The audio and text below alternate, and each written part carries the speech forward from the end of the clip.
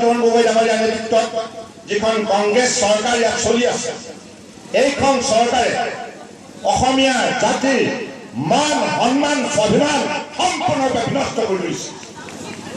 গতিকে সেইকাৰণে আমি সকলোৱে মাতৃভূমিৰ নামত সংকল্প ল'ব লাগিব। আমি ক'ব লাগিব, আমাৰ অসম আমি ৰাখিম জাতিৰ স্বাভিমান। আপোনালোকে মোৰ সৈতে চিঞৰিব লাগিব, আমাৰ অসম। এই দূৰত নহ'ব। এই শক্তিয়ে আপুনি শৰাইঘাট ৰণ জিকিব নোৱাৰে। লাচিত আৰু চিলাৰায় বীৰত্ব দেখাব লাগিব। সপ্ত শক্তি, মহাশক্তি, সত্যই ব্ৰহ্ম, এই কথা মনত ৰাখি আপোনালোকে ক'ব লাগিব।